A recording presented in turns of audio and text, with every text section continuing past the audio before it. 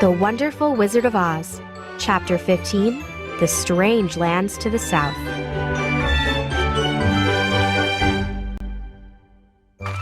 On the second day of the journey south, Dorothy and her friends passed through an airy forest. At the edge of the forest, they came to a wall. The wall went in both directions for as far as the eye could see. The wall was white, shiny, and smooth, like the surface of a dish. It was about 5 meters high. "What shall we do now?" asked Dorothy. "I will make a ladder," said the Tin Man.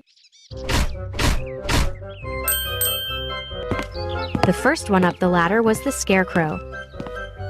When the Scarecrow reached the top, he said, "Oh my, this is amazing!" The others quickly followed him up the ladder, and all were amazed by what they saw. There were many brightly painted houses made of porcelain.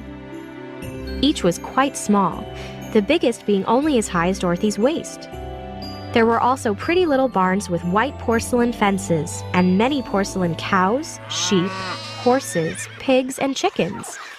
The porcelain people were both strange and beautiful. "We must cross this strange place to get to the other side," said Dorothy. "It would be unwise for us to go in any direction but south."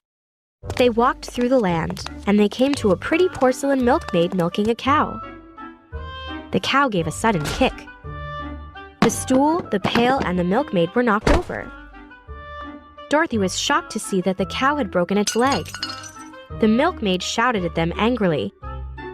"Look what you have done!" "We must be very careful. Said the Tin Man. Everything is easily broken." Dorothy thought all these porcelain creatures were beautiful. When she saw a princess, she followed her. The princess started to run, and Dorothy kept following. "Don't chase me!" yelled the princess. "Why not?" asked Dorothy. "Because if I run, I might fall and break!" answered the princess. "But you could be mended," replied Dorothy. "Yes, but I would not be as pretty after being mended," said the princess. "I think you are very beautiful. Will you come with me to Kansas?" asked Dorothy. "If I leave this land, I will turn into solid porcelain," said the princess. "That would make me very unhappy." "Oh, I didn't know," said Dorothy. "I wouldn't want that to happen." Dorothy and the princess waved goodbye. Soon the travelers came to another wall, and they climbed over it. "This forest is perfectly delightful," said the lion.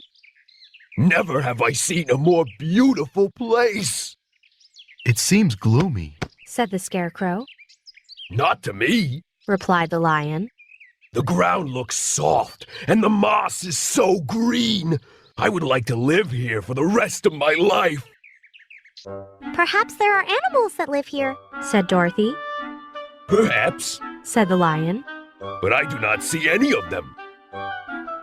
They had walked only a little farther when they came to the greatest gathering of wild beasts they had ever seen. "Welcome, King of the Beasts. Said a tiger. Have you come to fight the monster?" "What monster?" Asked the lion. The tiger described a spider-like creature as large as an elephant. The lion thought for a moment and asked, "Are there any other lions in this forest?" "Not now. answered the tiger. The monster has eaten them." "If I kill this monster for you, will you bow before me and call me your king?" Asked the lion. "We will." Roared all the animals at once. The monster was sleeping when the lion found it, and it was as ugly as the tiger had described. The lion saw the monster's weakness. It had a large head that was connected to a large body by a slender neck. The lion jumped, landed on the monster's back, and used his large paw to knock the monster's head from its body. The lion returned, and the animals gave a great cheer. "I have killed the monster!" The lion declared. All the animals bowed before their new king. "Now I must help Dorothy return to Kansas. Said the lion. After that, I will return."